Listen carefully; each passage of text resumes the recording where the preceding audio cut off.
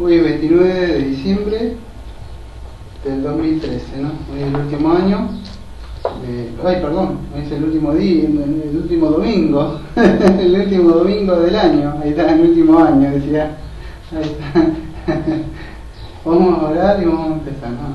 Amado Padre, agradecemos porque estamos gozosos de estar en su presencia, en su casa, acá, reunidos como hijos para aprender de su palabra, de parte de lo que nos tiene que decir por medio de este profeta que ha sido inspirado por su Santo Espíritu. Pedimos que este himno que va a cantar mi esposa, que sea de olor fragante también, que también está basado parte en lo que dice el profeta. Le pido la guía de su Santo Espíritu y que sea encomendado por su santa palabra, que es lumbrera a nuestros pies para poder estar corrigiendo cuando estamos desviando de la buena senda, buen camino que usted nos ha mandado que sigamos. Vamos a cantar un himno, pero antes voy a leer Ezequiel 47, que dice: el río del santuario, que está un poco basado en el himno que va a cantar, que dice: después me hizo volver a la entrada del templo, y aquí brotaban aguas debajo del umbral del templo hacia el oriente, porque la fachada del templo daba hacia el oriente y las aguas descendían debajo del lado derecho del templo del sur del altar, y me sacó por la puerta del norte y me hizo dar la vuelta por fuera hasta la puerta exterior, por la puerta que da al oriente, y aquí las aguas fluían del lado del sur. Vamos a cantar, mejor dicho, el himno, ¿cuál?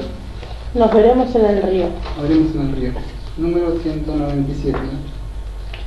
Nos veremos en el río, cuyas aguas argentinas nacen puras cristalinas bajo el trono del Señor.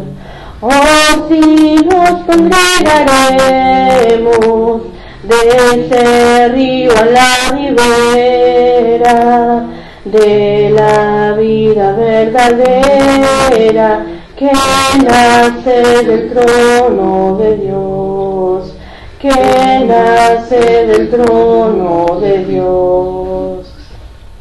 Bueno, muchas gracias por venirnos, entonces. Y hoy vamos a abrir nuestras Biblias en Ezequiel. Ya saben, ¿no? Ya está de más, creo, decir esto que voy a decir yo, pero saben que este es uno de los libros más difíciles, ¿no? de interpretarlo, ¿no? O sea, en sí quizás es un libro difícil de interpretarlo, pero hay verdades o realidades que están a la vista, y quizás algunas cosas exegéticamente no las vamos a ver porque vemos un libro solamente por domingo, para tener la idea, más o menos, el mensaje y la aplicación para nuestras vidas, y también ver histórica y gramatical lo que quería decir en el contexto del profeta, ¿no? No sacando fuera de contexto lo que dice, pero poder sacar la aplicación para nosotros, ¿no? Ya desde ya, aquellos que van a escuchar el sermón, o sea, por internet, no se gasten por insultar o decir cosas, porque voy a defender nuestra postura minialista, así que no voy a hablar de ningún reino milenial ni nada de eso, o sea que respeto su postura. Ya les digo, para que no estén tiempo escuchando quizá 1 hora 40 que dura los sermones acá, hacemos 1 hora 40 de tiempo, porque otra iglesia hacen a la mañana y hacen a la tarde, después yo le hago solamente un culto nada más, como aprendí de otro pastor, ¿no? Que él hacía también así, de México. Así que es por eso que quiero anticipar de entrada, porque seguramente habrán visto las parábolas de Ezequiel y la visión del templo, y ya para que después no estén poniendo cosas como me ponen ahí y no lo defienden, vamos a decir, no postulan bien su defensa, solamente agreden nada más, ¿no? Y eso lastima un poco, ¿no? Así que yo respeto, pero eso es lo que vamos a ver, o sea, sí, nuestra visión, o sea, que interpretamos, una de las escuelas.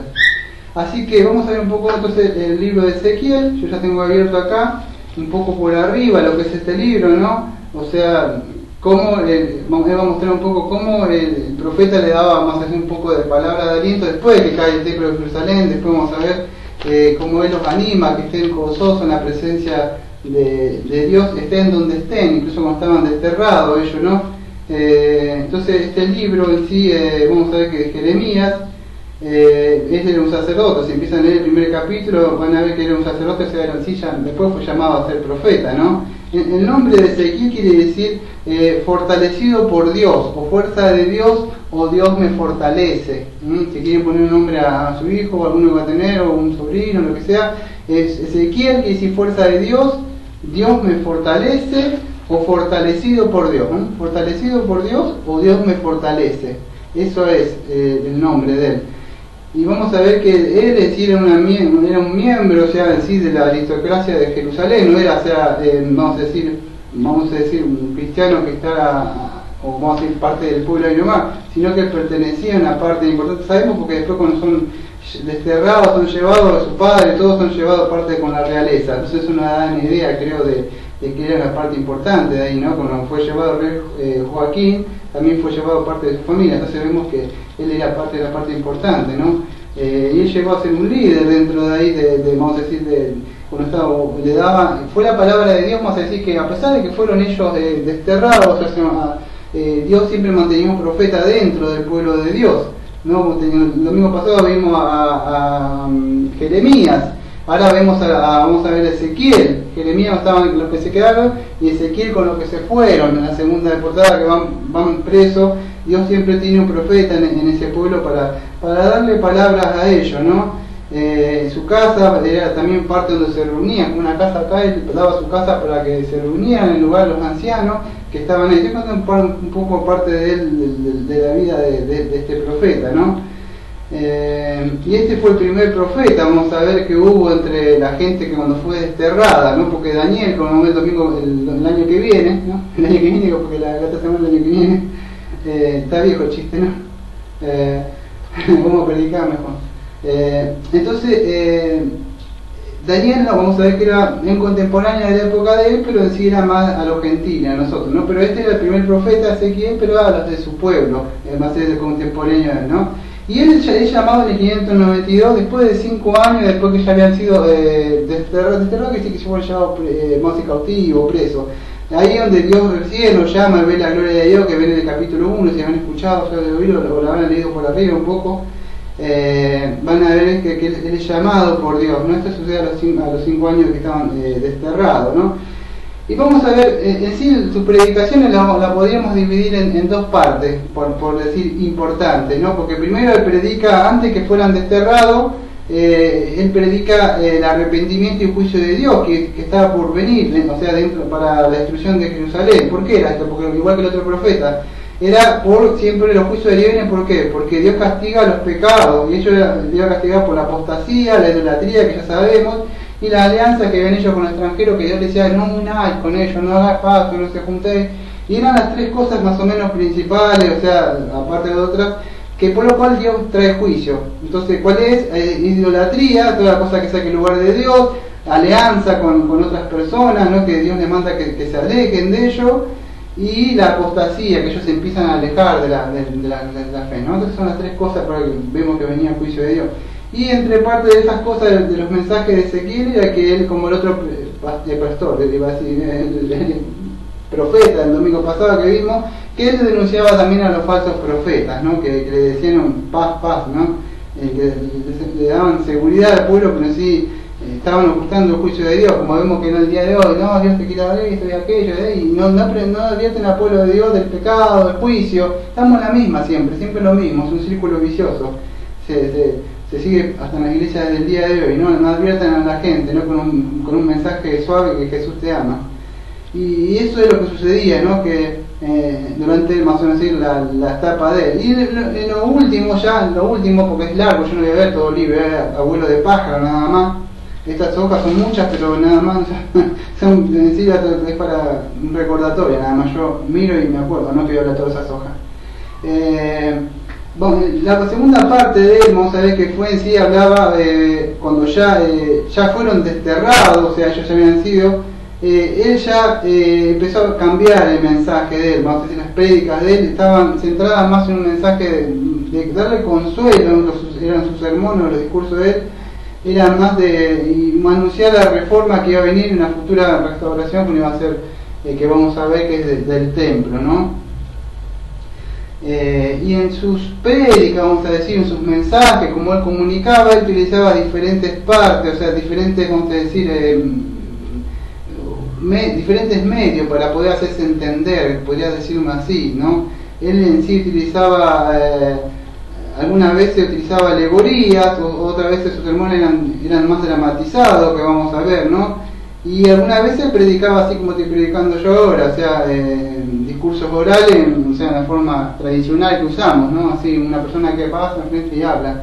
Pero los demás eran, ya sabemos, él aparecía, así se dio, y aparecía afuera comiendo en medio de la cosa, y era medio raro, o sea, la gente decía, ¿qué pasa con esto? O él hacía, pues, se aparecía de la nada acabando así, salía así, o tenía que pasar por una pared así rompiendo, o salía a la noche, tipo así, haciendo así como que no veía, así, y la gente dice, ¿qué pasa? Porque era medio, claro, parecía como, entonces sus sermones eran medio dramatizados. ¿Por qué? Ya sabemos, que lo expliqué el domingo pasado. El pueblo estaba tan duro que cuando vos le hablabas, la gente hace así, su mente se va para otro lado. Entonces cuando vos ves a una persona como así, haciendo cosas raras, te llama la atención, es como hoy te despertás, el mensaje cambia, ¿entendés? Entonces ya tenía que usar esas cosas con este pueblo que ya estaba de duro servicio. Entonces eran sermones más dramatizados que utilizaba, ¿no? Y vamos a ver que este otro profeta también, que él sufrió mucho también por la destrucción del templo, o sea, porque debemos recordar que era un sacerdote, ¿no? Entonces fue bastante afectado más que los demás, ¿no? El pueblo sufre, pero uno de los que más sufre cuando la iglesia se viene abajo, ¿quién es? El pastor, ¿no? Entonces él también, él era un sacerdote, o sea, sabemos que habrá sufrido más que los demás, ¿no? Pero él también nos va a enseñar que Dios disciplina el pecado, ¿no? Y que en el cautiverio estos judíos, o sea, aprendieron también recién después de ir, que viene el castigo de Dios, aprender, o sea, que Dios castiga la idolatría y todo eso, ¿no? Y que debían someterse a Dios. Igual es una vista por arriba más o menos del mensaje principal, o sea, vamos a decir, de Ezequiel, ¿no? O sea, en sí el mensaje, para si no entendieron todo esto lo que dije como introducción, es que Ezequiel iba a mostrar a ellos que, vamos a decir, ellos debían de estar, después de que fueran, vamos a decir, llevados al cautiverio, debían estar gozosos, a pesar de que Dios les había disciplinado. ¿Por qué? Porque debían estar, vamos a decir, la idea es que ellos se arrepintieran, vamos a decir en pocas palabras, que ellos se arrepintieran de dónde habían ido, o sea, que se arrepintieran de tomar conciencia de por qué estaban ahí, en vez de Dios castiga, Dios hace esto, porque cuando viene ya empieza, dejamos estar tranquilos, Dios nos pone, o sea, nos disciplina, empezamos a quejarse. Entonces la idea era que ellos tomaran conciencia de que era por sus pecados, que por eso están pasando esa situación, ¿no? Va empezando en el capítulo 1, que yo no voy a tocar todo, porque si ustedes han visto, cuando él es llamado, después de 5 años después que están, él ve, o sea, una visión. Por supuesto que no voy a hablar de la visión, del carro y todas esas cosas que ya habrán visto ustedes ahí, porque está muy difícil, y no solo eso, es que no son sermones, vamos a decir, exegéticos. Yo no voy texto por texto, me llamaría un montón y me salgo del mensaje que yo quiero transmitir. Pero en sí, para que puedan entender un poco Ezequiel y la visión, en sí él ve la gloria de Dios. En la Biblia tenemos a muchos personajes que ven la gloria de Dios, como Moisés, que en sí Moisés no vio la gloria de Dios, vio el lomo de Dios cuando pasa hacia la espalda nada más, pero vemos, en sí ve los atributos cuando vemos Moisés, porque dice, cuando se ve en el libro de Moisés y de Éxodo, no es Moisés, no es el libro de Moisés, pero cuando ves a Moisés, vemos que él no es uno de los que vio. Juan también en Apocalipsis vio, Pablo también se le aparece en Hechos 9, ¿no? Camino a Damasco, y hay muchos que pudieron ver, como Isaías, que él vio pero cuando ven la presencia de él y ven su santidad, ven sus atributos. Bueno, lo que vemos un poco acá es la gloria, y todo lo que ven ustedes ahí, no nos olvidemos también que es también parte simbólica lo que hay ahí. Por eso ya expliqué, porque si hay alguno de otra escuela que está escuchando, porque está escuchando tiempo, yo voy a hablar casi a María defendiendo nuestra postura y sin atacar a los demás que están,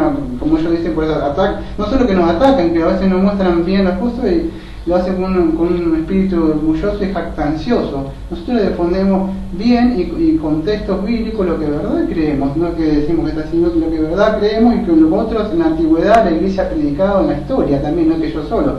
Si no, tengo otros hermanos en la historia ahí, que hay otros, y hay muchos pastores reconocidos, como también el Instituto Moody, que también, a pesar que tiene una postura diferente, yo también defiendo una postura acá, el señor José Bravo y otros más que también que pueden enumerar, que también tienen una postura minimalista, ¿no?, sobre esto. Así que no es que soy el único, a mí se me ocurrió hablar esto porque se me ocurrió hablar la Biblia y abrir la Biblia, y yo le di esta interpretación que a Daniel se le ocurre dársela. No, que está ahí, la iglesia está avalada porque muchos también en la iglesia han predicado esto, ¿no? Y sin atacar la otra postura, ¿no? Porque yo podía atacar como ellos atacan nuestra postura, decir que la postura de ella es nueva, tiene hace 200 años, y que recién fue inventada por la Biblia Scofield, y podía ensuciar mucho, pero no tengo el tiempo de eso, no quiero hacer eso porque perdería tiempo del sermón. Entonces eso es lo que vamos a tratar de mostrar, que en sí vamos a ver que es la mayoría de la postura, o sea, de lo que vemos de él, en sí es simbólico. En sí vamos a ver la gloria de Dios que él está viendo en este capítulo 1, ¿no? Va a mostrar parte, vamos a ver más adelante, como este pueblo de Dios acusaba a Dios, ¿no? Ustedes se lo voy a dejar para más adelante, ¿no? Pero en el capítulo 1, cuando ven todo eso, van a ver, o sea, que él está viendo más de la gloria de Dios. Sin más preámbulo, todo voy a seguir para adelante, dejando el capítulo 1. Vamos a ir al llamamiento de Ezequiel. Cuando Ezequiel ha sido llamado, no se me mezclan tanto los profetas, son un montón, ya les creo los mismos amigos, o sea, que el día aquí le dije algo así, ¿no? El llamamiento de Ezequiel, sí, se me mezclan todos. Ezequiel, entonces el capítulo 2 del capítulo 2 del versículo 3 al 10, entonces van a ver cómo él es llamado. Entonces me dijo: hijo de hombre, yo te envío a los hijos de Israel, a una nación de rebeldes que se ha rebelado contra mí, ellos y sus padres se han levantado contra mí hasta este mismo día.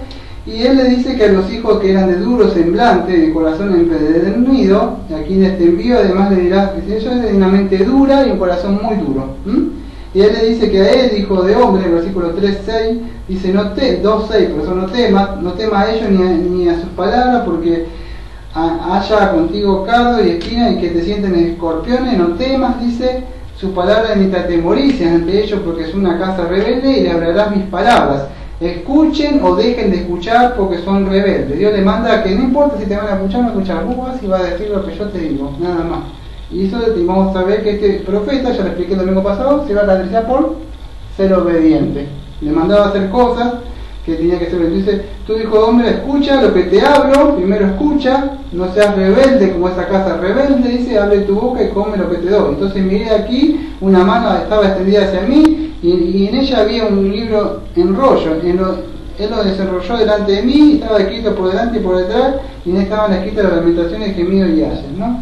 Entonces vemos el mensaje que Dios le quería mandar. Entonces le mandaba esto: que cuando yo te mando, cuando vas tú, cuando vas Daniel, vas a hablar lo que yo te mando. ¿Qué es lo que te mando? Este rollo. ¿Qué es rollo? La palabra de Dios. Esto, abre tus oídos, escucha mi palabra, está atento conmigo, estudiando la palabra, orando conmigo lo que yo te transmito, y eso es lo que tú le tienes que transmitir. Y eso es lo que también tenemos parte de nuestra responsabilidad nosotros: escuchar la palabra de Dios, saber cuál es el mensaje de él, qué es lo que transmite, no lo que a mí me parece, sino lo que dice la Biblia, comerla. Por eso dice: porque se tiene que comer, rollo, va a tener que ingerir de esto, la palabra de Dios, va a tener que comer y llenarte. Vas a tener que ser lleno del Espíritu Santo. Comer, ¿no? Porque a veces comemos durante la semana muchas cosas, vamos a decir, comida chatarra del mundo, y nos llenamos de cosas mundanas del mundo, pues estamos gordos de cosas del mundo y no estamos fuertes en el gimnasio de Dios. ¿Por qué no estamos comiendo y alimentando con lo que Dios nos ha dado para transmitir mensajes? Entonces él demanda que se alimente de eso, porque él tenía que hacer, y él iba a hacer la palabra en su mente dura, o sea, su mente va a ser su servicio. Él va a tener un casco fuerte. ¿Querés traer una para mí? Entonces le lo manda que estudie la palabra de Dios. En el capítulo 3 ya vamos a ver que acá lo llama, pero acá ya le va a decir para qué lo llama, la comisión que él tiene del profeta. Acá no sé no sé si aparece en su título, a mí me aparece comisión de profeta, pero en otra palabra, en otras Biblias sí aparece la atalaya. Pero acá vamos a ver qué es la atalaya, no la atalaya del testigo, ¿no? Pero la comisión del profeta. El versículo vamos a ir un poquito más rápido, del 3, 16, 17, ¿ver? Y sucedió que al cabo de los 7 días vino a mí la palabra del Señor, siendo hijo de hombre, te he puesto por centinela, o en otras traducciones capaz que dice atalaya, de la casa de Israel. Cuando oiga la palabra de mi boca, adviértele de mi parte. Cuando yo diga al impío, ciertamente morirás, si no le adviertes, si no hablas para advertir al impío de su mal camino, a fin de que viva, ese impío morirá por su iniquidad, pero yo derramaré su sangre de tu mano. Perdón, yo demandaré, es la palabra, la sangre de tu mano. No se demanda, tú cuando vas a visitar a una persona, tu familiar, un amigo, tú debes llevarle mi mensaje. ¿Les advertiste? Les advertiste. No les advertiste, yo te voy a pedir cuenta a ti. Daniel es del Antiguo Testamento. Bueno, pero cuando vamos al Nuevo Testamento, Pablo le hace así.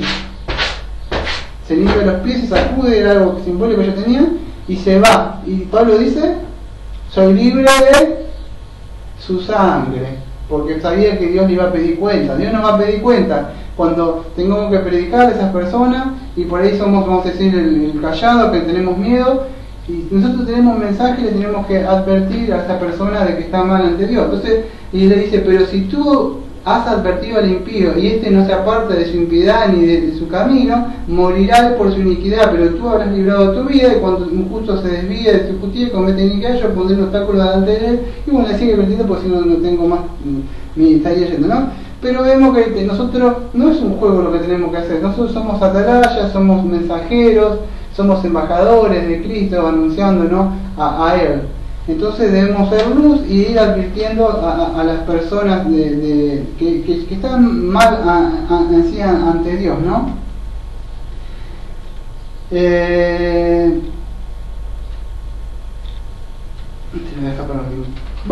Me voy a ir ahora de entrada, así vamos a decir de cabeza, me voy a meter a los mensajes o sermones como este profeta lo transmitía. Son muy diferentes, se caracteriza él porque es diferente a otros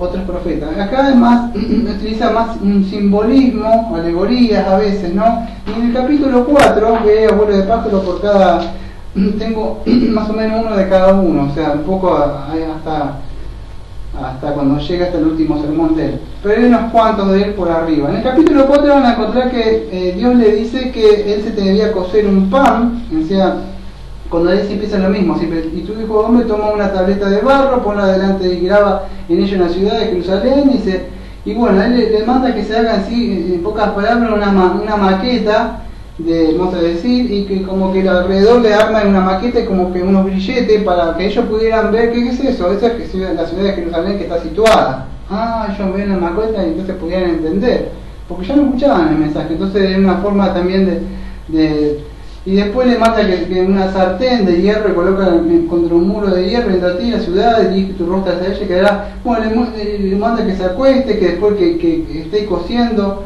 un par de cosas le pasan, un par vamos a decir, de instrucciones, que por acá le voy a pasar a vuelo de pájaro nada más, pero en sí, para que puedan entender, sí, le manda también que cosa el pan, o sea, que estaba hecho, o sea, que él tenía que comer en una de esas partes de acá, que dice en el versículo 8 que él tenía que estar atado con cuerda. No olvides, todas esas cosas tenían un simbolismo que apuntaba hacia algo, ¿no? Y para que no puedas volverte al lado del otro hasta que hayas cumplido los días de tu sitio. Así, todos esos días que están ahí, él no iba a estar hacia ti, porque no iba a estar todo el día. Era durante un tiempo, mientras predicaba el sermón, él tenía que estar así de una forma, atado y llevando. Después se desataría, porque si no es posible que él estuviera haciendo su vida, ¿no? O sea, entonces él lo que tiene que hacer, si tenía que cocerse un pan, le dice, ¿no? Ahí ve que es en el versículo 9, que ese pan o lo que tenía que comer era trigo, cebada, de haba, lenteja, milho, centesa, versículo 9, 4-9. Ponlo en forma de un número, los días estés acostado sobre tu lado y 390 días lo comerás. Por supuesto que no iba a estar 390 días ahí acostado así, pero mientras predicaba, no era algo simbólico, o sea, no es que él iba a estar estos 390 días ahí sin ir al baño ni nada. Pero él se iba a alimentar de esa forma, él tenía que transmitir un mensaje, ¿no? ¿Cuál era el mensaje? Que se iba a alimentar así de eso, y era la forma como se alimentaban, vamos a decir, los cerdos, los caballos, ¿no? Y él tenía que solamente comer un poco y un poco de agua, casi un poco más de un poco de un litro de agua, ¿no? Pero eso él tenía que estar atado y él lo tenía que coser, o sea, eso de una parte. Acá dice,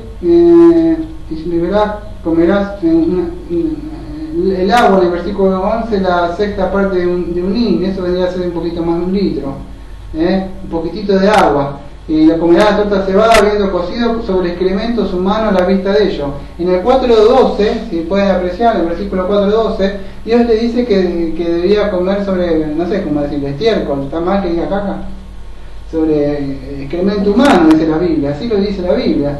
Él debía comer ese pan, imagínate, él iba para cocerlo, no tenía una garrafa, como tenemos una garrafa acá, él sobre un excremento, prendía fuego y comía ese pan. Y el profeta dice comerá toda la torta cebada habiéndolo cocido, en el 12, sobre excrementos humanos, en el versículo 12, a la vista de ellos. El profeta le dijo, así comerán los hijos de Dios su pan inmundo entre las naciones donde yo lo arrojaré. Dice, ay Señor, aquí nunca me he contaminado. Bueno, empieza el profeta, ¿no?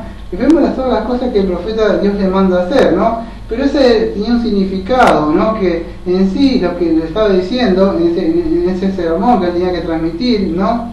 Es que los que se quedaban en Jerusalén iban a quedar, vamos a decir, en la miseria, en la pobreza más baja, que ya lo vimos, ¿no?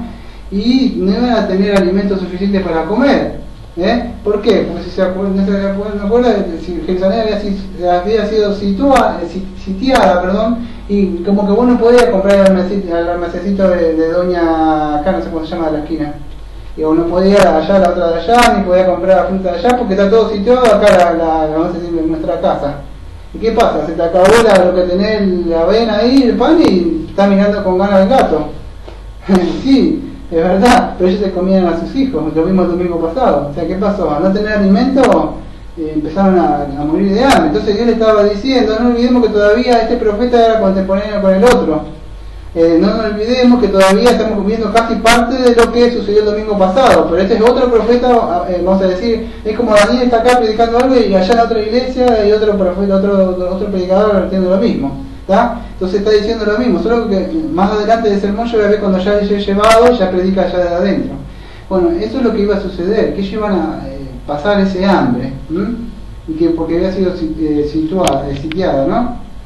Y los que fueran transportados, los que fueran a ser ya cautivos a Babilonia, siguiendo sobre el mismo simbolismo de Ezequiel 4 que estamos viendo ahí, otros que iban a ser llevados, transportados a Babilonia, ellos también se iban a ver forzados a comer el pan inmundo, porque no nos olvidemos que ellos tenían una costumbre, o vamos a decir la ley judía, que mandaba cómo cocer el pan. Y estos panes que ellos iban a comer iban a estar tocados por manos, vamos a decir, inmundas de gentiles, ¿no? Porque ellos iban a comer pan inmundo en otras naciones. Iba a ser cocido en sí, iban a ser cocidos. Fíjate que en el versículo 13, 4.13 dice, entonces el Señor dijo, así comerán los hijos de Israel su pan inmundo entre las naciones donde yo lo arrojaré, el versículo 4.13. ¿Qué sucede? Que los que se fueran desterrados iban a comer el pan así, y que de un modo, vamos a decir, diferente, como lo prescribía la ley judía, que como debían comer su pan, y comer en sí carne mortecina, que ellos no tenían que comer eso, ¿no? ¿Por qué? Porque cuando estuvieras preso ibas a tener que comer lo que te diera. Y no hay más, ¿no? Entonces Dios le estaba advirtiendo que así, y a pesar del advertimiento y todo lo que le iba dando, el pueblo siguió siendo duro, ¿no? Como que no pasa nada. Vamos a pasar a la señal en el capítulo 5, donde se ve la descripción de Jerusalén, ¿no? Dice, y tú, hijo de hombre, toma una espada afilada y tómala y haga pasar sobre tu cabeza y sobre tu barba, como una vaca de babera, toma una balanza y divide el pelo cortada, ¿no? Esto también vamos a ver que es un acto simbólico, ¿no? Que es lo que iba a suceder con el pueblo cuando iba a ser situada, que iba a ser, ser rasurado o sacarse la barba, es vas a decir, para ellos algo vergonzoso, y para el sacerdote era una profanación para ellos que se hiciera eso, ¿no? Entonces él iba a tener que sacar parte de su pelo, vamos a decir en 3 medidas, en el capítulo 5, lo que iba a suceder con Jerusalén cuando se iba a ser destruida. Él se tenía que cortar el pelo y la barba con una espada, en 5.1, y alguna parte iba a tener que esparcir y quemar, es decir, el cabello, o sea y afeitarse la barba, ¿no? En sí vamos a ver que Dios iba a rechazar a Israel, no olvidé que Israel era cabeza, y ahora si no está mal la cabeza, va a decir que cabeza, ¿para qué sería el pelo y la barba? Entonces Dios como que lo iba a decir como que no sirven ya, no puede ser cortarlos, porque ya no sirven, no dan fruto, entonces cortarlos. Porque no olvidamos, ya decía que eran cabeza y no cola, entonces a nuestra cabeza, ¿para qué quiere la barba y la pelo? ¿No? Entonces eso es lo que sucedía, y que le manda que se corte la parte de la navaja, o sea la espada, que aparece en el versículo 1, que si toma una espada afilada, vamos a ver que esto es un simbolismo también. ¿Por qué? Porque eso simbolizaba la espada del enemigo. Vamos a decir, cuando dice la balanza, vamos a ver, la balanza siempre significa algo de lo justo, lo recto, la justicia de Dios. Y los cabellos que vamos a ver, que eran en sí quemados en medio de la ciudad, podría interpretarse como que muchos de ellos que se quedaran ahí iban a ser quemados, muertos en medio de la ciudad, porque esa ciudad iba a ser situada. Si han leído o visto una película, ven cómo se prendía a fuego. Eso simbolizaba parte de lo que iba a suceder con ellos, o sea, una de las 3 partes de lo que él se cortó el pelo y la barba. Y iban a ser quemados, o sea, cuando iba a ser asediada Jerusalén. La otra parte del cabello que él también tenía y la barba, que eran cortadas, o sea, con la espada, significaba también que él tenía que ir a tirar alrededor de la ciudad. Eso, en sí que algunos iban a quererse escapar, y algunos iban a morir o antes o después, o sea, cuando estaba cayendo la ciudad de Jerusalén. Un ejemplo de ello lo podemos ver el rey Sedequías y su escolta cuando él quiere escaparse de ahí, después vemos que le sacan los ojos, ¿sí? Entonces esa parte, los cabellos que él iba sacando y tirando así, porque imagínate que se corta el pelo ahora y vaya por la ciudad tirando así por acá, por la puerta, así, ¿qué te pasa? O vas a la iglesia allá de donde salimos nosotros, que eran como 7.000, ahora hace como 20.000 más o menos. Y te cortás la barba, ponerla así en la barba, y vos salís afuera y están todos así como estaban allá, y vos empezás a tirar tu barba por así, y tu pelo adentro, y la gente, así la barba así, y la gente así, ¿qué te pasa? ¿Llama la atención o no? Llama la atención, o sea, ver un tipo que anda tirando barba y pelo por el aire. Y vos le vas a preguntar qué pasa, la gente le preguntaba, o sea, qué pasa, llamaba la atención este profeta, no sé si es un profeta, o sea, va a ser original, diría yo, porque era diferente a los demás, era medio que llamaba la atención, pero significaba eso, porque Dios le decía, fíjate que Dios, que si vos has leído o escuchado todo el Biblia, Dios le pregunta, cuando te pregunten, tú les dirás, decía Dios. Entonces, era para captar la atención de ellos. La tercera parte del pelo, la barba de él, que esparcía el viento, eso iban a ser lo que iban a ser, vamos a decir, desterrados, o sea, lo que iban a ser llevados por el viento, iban a ser llevados a donde lo llevara, ¿no? Eso significaba eso, ¿no? Pero, sin embargo, había, vamos a decir, unos cuantos pelos, así, en el 5, versículo 3, dice así, toma también de allí unos pocos en número y átalo en la orla de tu manto. Entonces en el 5.3 Dios le dice, espera, no todo va a ser quemado, no todo lo va a tirar por el alrededor, ni todo lo va a tirar el viento para que se lo lleven para allá. Te vas a guardar unos cuantitos, lo vas a meter acá en tu manto y lo vas a atar acá. Versículo 5.3.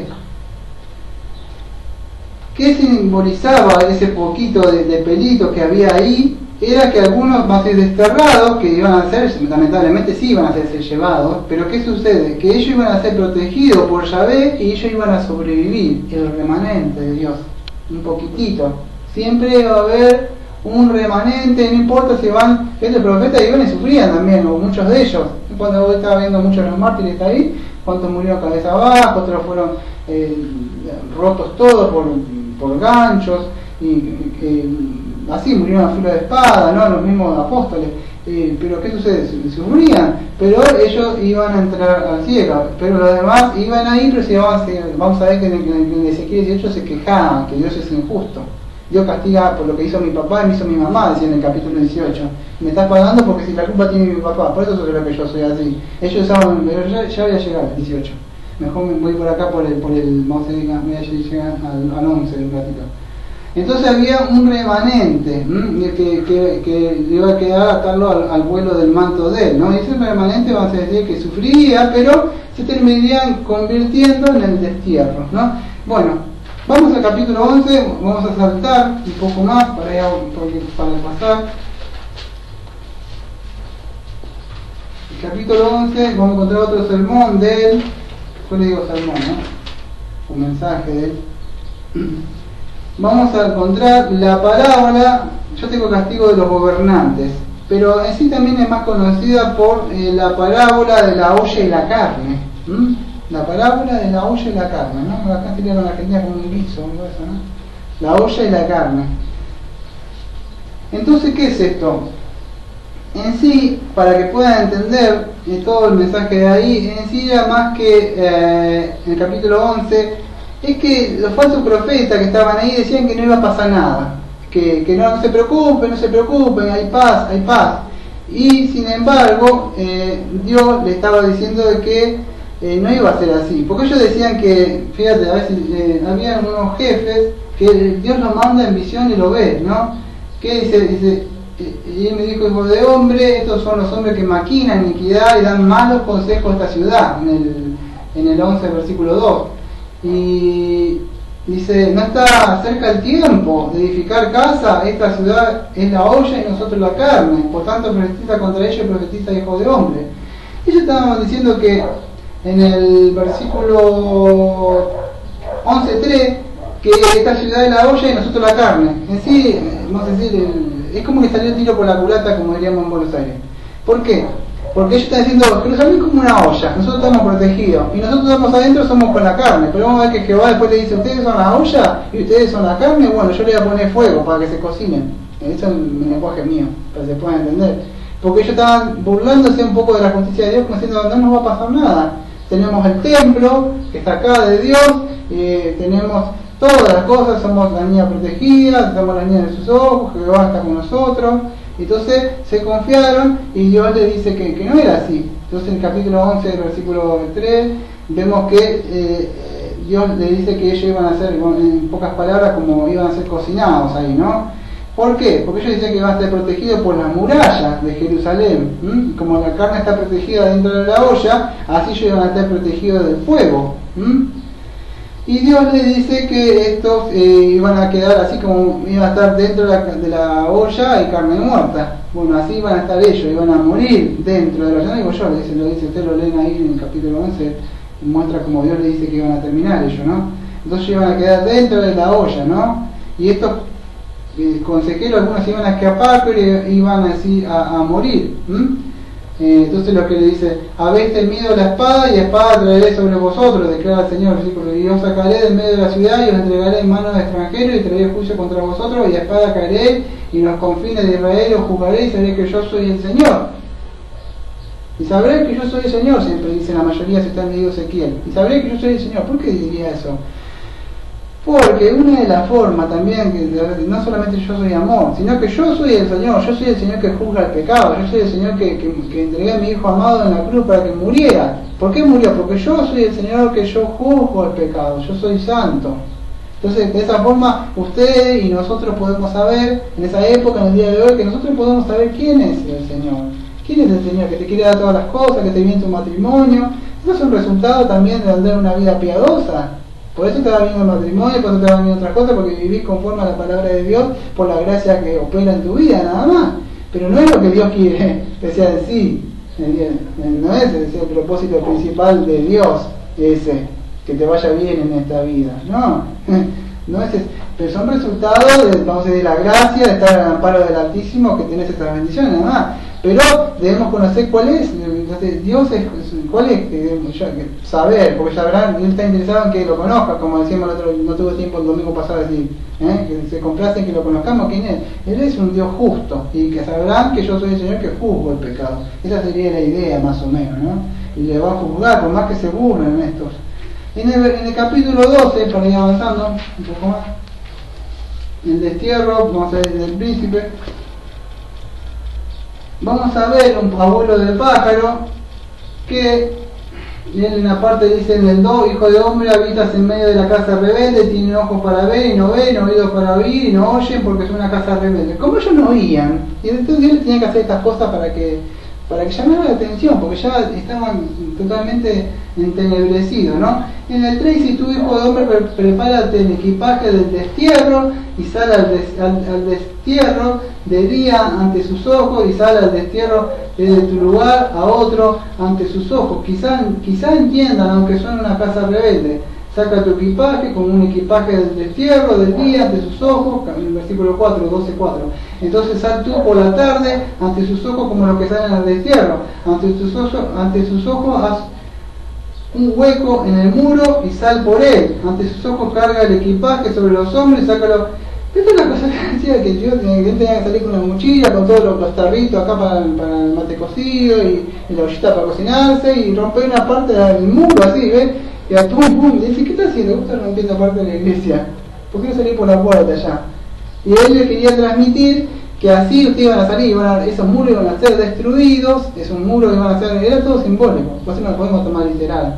Entonces, así se iban a caer esos muros y así ellos iban a salir desterrados. Él le mostraba que quizás, dice en el capítulo, en el versículo, no sé si 2, me parece 2 o 3, quizás se entienda, dice, en el 12:3, quizás entienda, aunque son casas rebeldes, dice, ¿no? Entonces, le estaba mostrando la idea, era que ellos iban a ir con sus, vamos a decir, con sus enseres, no sé cómo decirlo, sus trastitos para cocinar, todas sus cosas, ellos iban a ser transportados al destierro, ¿no? Si siguen también acá, en una parte, lo hacen salir, que tenía que salir y comer. Yo no me acuerdo en qué parte está porque no lo noté bien, se me pasó por arriba. Así, acá, en el 17, el 12:17. Y vino a mí la palabra del Señor, 12:17 dice, hijo de hombre, come tu pan con temblor y bebe tu agua con estremecimiento y angustia. Y di a la gente de la tierra, así dice el Señor Dios acerca de los habitantes de Jerusalén sobre el suelo de Israel. Comerán su pan con angustia y beberán su agua con terror, porque su tierra será despojada y su abundancia a causa de la violencia de todos los que habitan en ella. Bueno, es como que, a ver, para que se pueda entender, yo me voy afuera, me paro afuera, saco mi mesa, mi mesita ahí, un pedazo de pan, un mate y empiezo a hacer. Y vos pasás, ¿pero qué te pasa? ¿Por qué tenés tanto miedo? Cuando te pregunten, así tú les dirás, así van a comer ustedes, con miedo. Donde yo lo vea, ya no van a estar más, gracias Señor por la comida que vamos a comer. No, ahora van a estar comiendo así y trabajando para el enemigo. Yo les voy a sacar esa paz a ustedes. Esa es la idea para que se puedan entender. Por eso era medio, lo debemos interpretar así. Imagínate el hombre saliendo y comiendo con miedo en medio de la calle y la gente que pasa y lo ve así como que llamaba la atención a este profeta. Por eso digo que era algo único, más original, diferente a los demás. Y en el 12:22, ahí nomás en el 12:22, llama la atención algo que ellos dicen así. Fíjate, porque Dios les dice en el 12:3, quizá entiendan, aunque son un poco de servidura, cabeza dura, ¿no? En el 12, versículo 3. Pero en el 22 vemos que no. Dice 12:22, hijo de hombre, ¿qué proverbio es ese que vosotros tenés acerca de la tierra de Israel? Que dice, se alargan los días y desaparece toda visión. Dios le está, pues Dios mismo escucha todo. Dios escucha todo, pero manda por medio de sus profetas un mensajero que le transmita mensajes. Y en el 12, versículo 22, la idea es esta. Está pasando mucho tiempo, pero Dios no cumple. Ya escuchamos mucho de esto, pero ¿qué pasa? No pasa nada. Y Ezequiel está Jeremías, que viene diciendo lo mismo, está Goy, pero en el 12:22, como que no sucede nada. Cuando vamos al Nuevo Testamento, en 2 de Pedro 3, versículo 3 al 5, también dice lo mismo Pedro. Ante todo sabed esto, que en los últimos días vendrán burladores con su sarcasmo, diciendo sus propias pasiones, y diciendo, ¿dónde está la promesa de su venida? Porque desde que los padres durmieron, todo continuó tal como estaba desde el principio de la creación. Pero cuando dicen esto no se dan cuenta de que los cielos existen desde hace mucho tiempo, y también la tierra surgida del agua, establecida entre las aguas por palabra de Dios. Pedro nos está diciendo que siempre va a haber burladores. Ellos se estaban burlando acá en Ezequiel de 12, versículo 22, que diciendo se alargan los días y desaparece la visión. Pasan los tiempos, pero la profecía de ustedes Dios no estamos protegidos acá.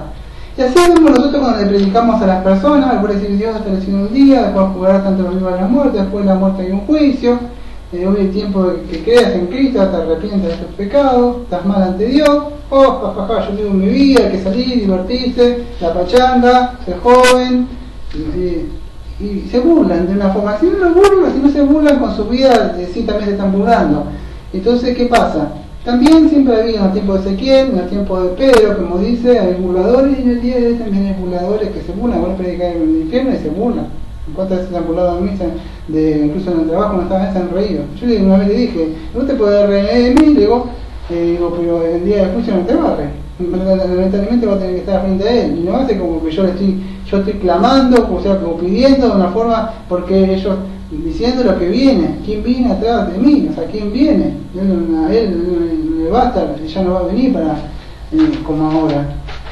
Y eso es lo que sucede, ¿no?, en esa época. En esta época y ahora, en el capítulo 15 de Ezequiel, no sé si me desapareció en la casa 15, tenía 14 y 16. La Biblia vino, 15, estaba allá abajo. Jerusalén, una vid inútil.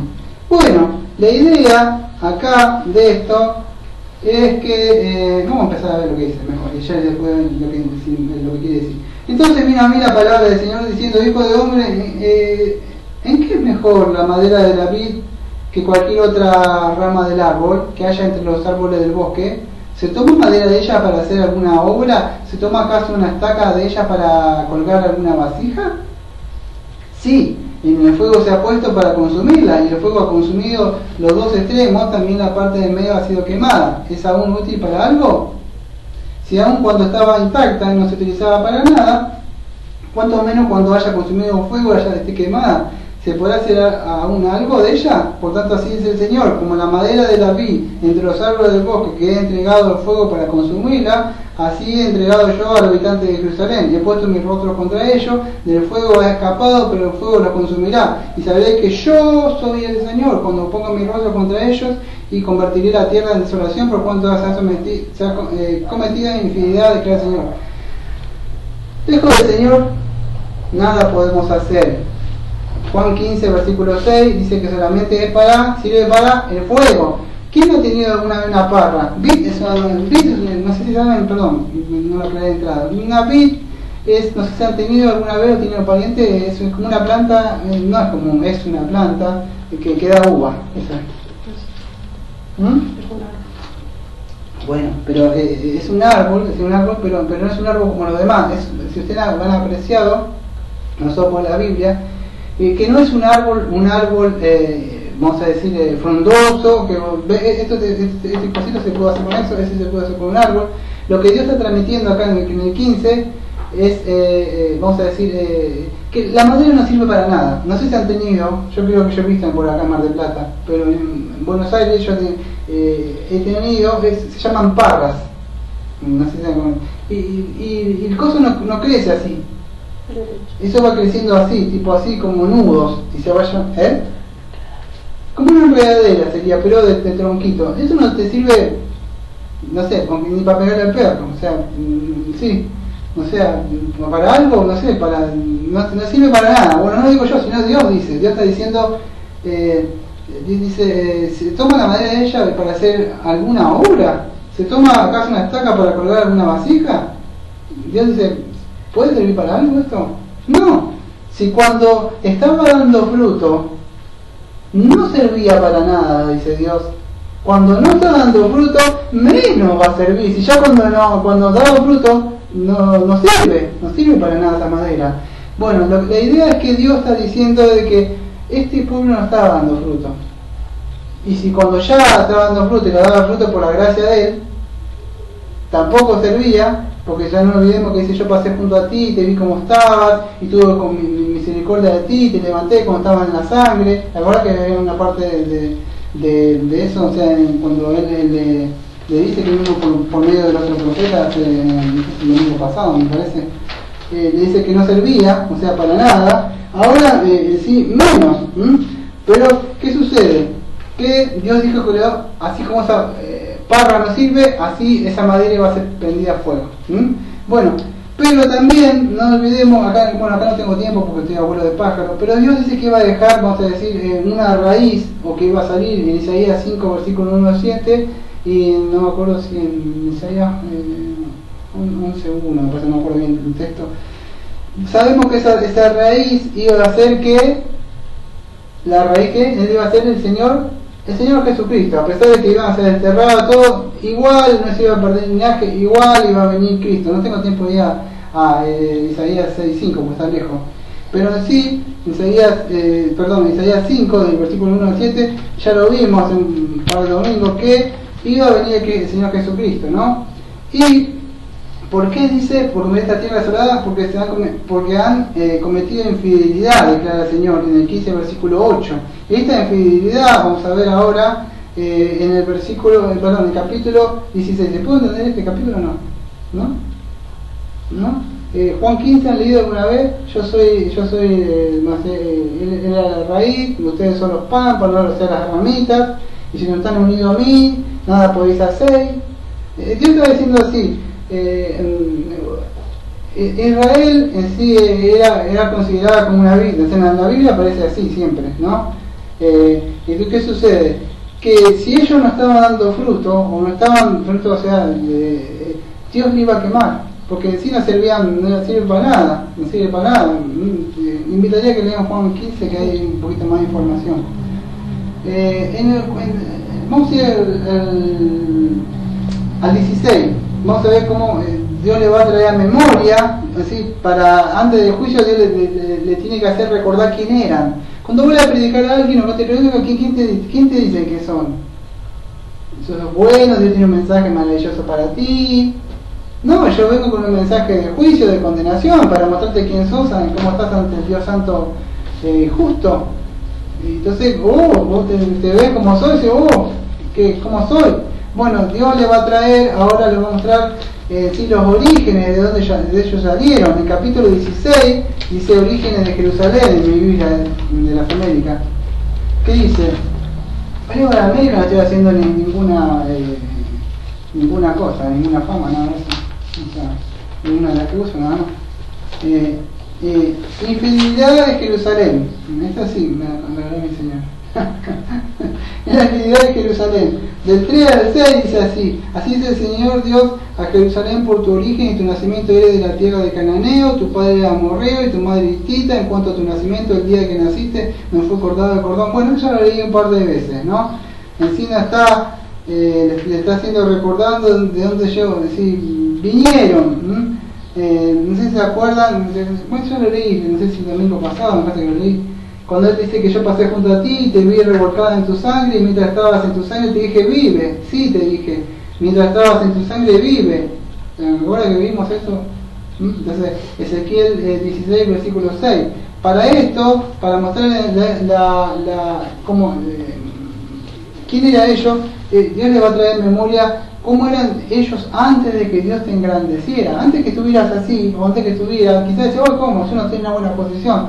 Pero nosotros tenemos riquezas espirituales. Antes que estuviéramos bien, quizás andábamos perdidos, sin pacto, sin promesas por el mundo, como las demás personas que andan ahí, como dice Efesios 4:17, con sus mentes ahí puestas en las cosas de la vanidad de este mundo, sin un Dios, sin una esperanza, sin nada. Entonces Dios te va a traer memoria a ellos. ¿Cómo era cuando yo te traje? Antes que seas mi esposa, dice Dios, porque ella, por infidelidad, ¿dónde viene? Que ella era la esposa. Entonces, ¿cómo era? Yo te iba a hacer recordar dónde traqué, dice Dios, para que veas. Y le hace recordar sí, que al principio, cuando Israel, en sí no eran Israel, no eran una nación, ni siquiera era un pueblo. Cuando eran descendientes, vamos a decir, eran de la misma raza, cuando estaban con Jacob, ¿no? Ellos no tenían ni leyes ni estatutos, en sí eran esclavos cuando Dios lo saca. Eran una familia que entró, que José, cuando José ya lo vimos, que José va ahí y Dios tiene un propósito, pero cuando Jacob va a Egipto, él así fue con su familia, Jacob, que estaba su hijo ahí, que Dios tenía un propósito, que sus hermanos lo entregaron, pero ¿por qué era? Porque sufrió ese siervo. ¿Por qué? Porque Dios tenía un propósito, era una familia, Dios, ustedes eran una familia cuando yo lo saqué, no era ni siquiera una nación, ni siquiera en un pueblo, acuérdense de eso, Entonces, pero ¿qué pasa? Que con los años este pueblo empezó a crecer y se hizo una nación, y ahí fue donde Dios lo libera y salen, vamos a decir, de Egipto, ¿no? En Éxodo, pero ya sale una nación ahí, no salió un pueblito como entró con Jacob. Entonces Dios lo liberó y incluso le dio una tierra que ni siquiera era de ellos, entonces Dios le hace acordar de eso, ¿no? Después hace una comparación en Jerusalén comparada con Sodoma y Samaria en el 16:44. Así la idea es que ahí vamos a ver en el 16 que compara Sodoma y Samaria. Después más adelante van a encontrar que hay una comparación entre las dos hermanas, que aparece también una alegoría, pero en sí Dios dice que Dios le iba a juzgar, que vamos a hacer este como un pie para que yo entre ya en el versículo 18, que la responsabilidad individual de pecar, voy a entrar, pero en sí en el 16:44 que Dios juzga, que en sí habla de su hermana que dice Samaria, que ellos sabíamos que tenían que hablar en Jerusalén, pero ya no tengo mucho tiempo a hablar, se dividen los reinos, los reinos caen, ¿te acuerdas cuando ya vimos esos reyes? Las 10 tribus y quedan 2 tribus fieles. Entonces, ¿qué sucede? Una se armaron su propio altar, le está diciendo que acá en el 16 que ella al principio quiso mantener fiel, pero después empezó a ser igual que Samaria, pero después se puso peor de ramera todavía que ella, ¿no? Entonces Dios le dijo que iba a juzgar, que le iba a juzgar a la otra, pero después te iba a juzgar a ti. Esto me da pie para entrar a Ezequiel 18. Abuelo de pájaro, ¿vi? Este Ezequiel 18, vamos a decir,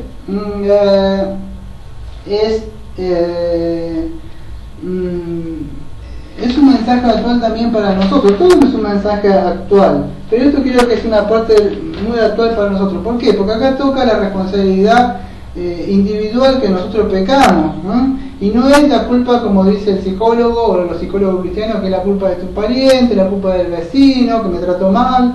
Sí, ellos son responsables, o sea, de cada cosa, o sea, van a tener que pagar, o sea, muchos de ellos, o sea, por lo que sí, cómo han influenciado en la vida.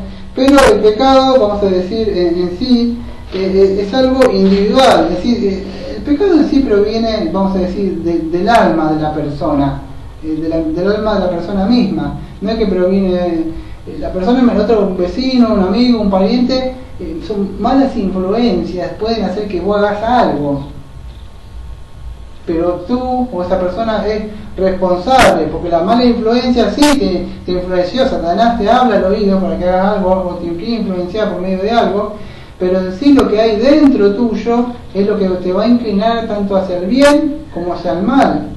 Pero nosotros no tenemos el poder y la gracia de Dios, siempre nos queremos inclinar hacia lo que Dios manda. Pero en Ezequiel 18 habla, yo tengo un título, la responsabilidad individual.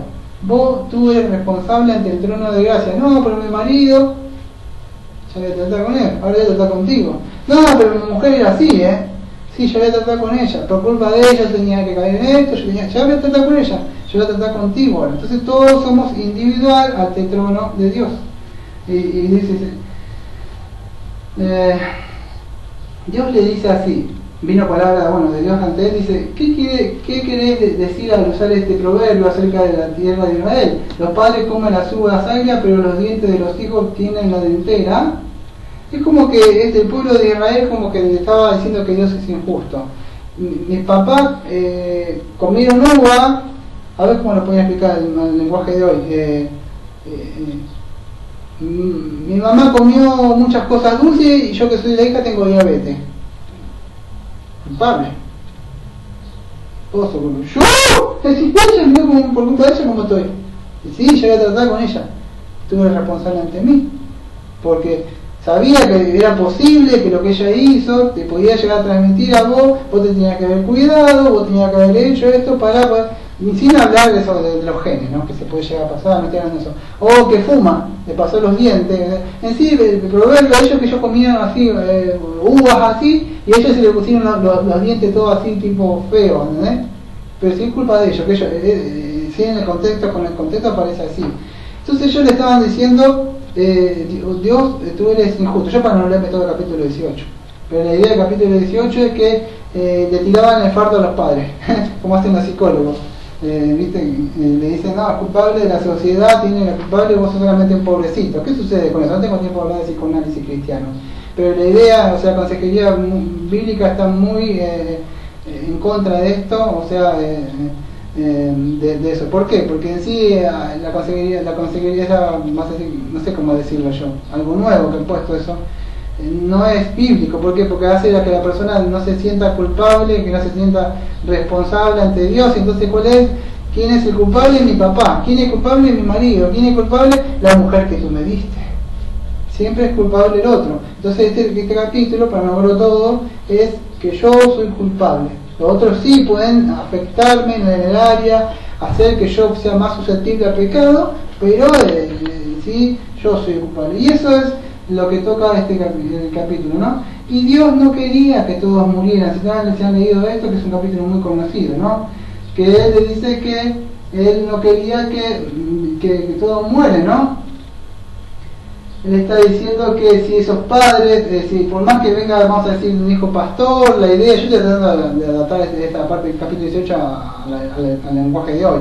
Por más que vaya a una iglesia de sana doctrina y haga las cosas bien, si en verdad la idea es que tienen que ser regenerados, deben arrepentirse de sus pecados y venir a Cristo, ¿no? Eso es lo que tiene, ¿no? La idea de esto, ¿no? Porque podría hablar de esto y no terminaría más. Pero todos somos responsables de esto.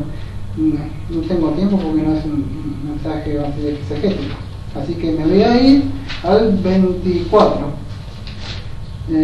Bueno, se vuelve a nombrar la olla hirviente de nuevo, pero en una parte toca la parte de la olla que ya la vimos. Este es, vamos a decir, el último sermón de él. Y termina muy feo. Si ustedes han escuchado el libro de Ovila, en Ezequiel en 24, versículo 15, se van a encontrar con un subtítulo que dice muerte de la mujer de Ezequiel. Este es duro el mensaje, creo que lo más duro que te puede este pastor vivir. ¿Por qué? O este profeta, porque vino palabra a mí, Señor, hijo de hombre, de aquí yo voy a quitarte de golpe el encanto de tus ojos, pero no te lamentarás, ni llorarás, ni correrá tus lágrimas. Gime en silencio, no hagas duelo por los muertos, átate el turbante, ponte el cansado de los pies y no te cura los bigotes ni comas pan de duelo. Y hablé al pueblo por la mañana y por la tarde murió mi mujer. A la mañana siguiente hice como me fue mandado. Y el pueblo me dijo, ¿no nos declararás lo que significan para nosotros estas cosas que estás haciendo? Entonces le respondí, la palabra del Señor vino a mí diciendo, habla a la casa de Israel, así dice el Señor Dios, he aquí voy a profanar mi santuario, a orgullo de vuestras fuerzas, encanto de vuestros ojos y deleite de vuestras almas, y vuestros hijos y vuestras hijas a quienes habéis dejado atrás caerán la espada. Haréis como yo he hecho, no cubriréis vuestros bigotes ni comeréis, y sigue.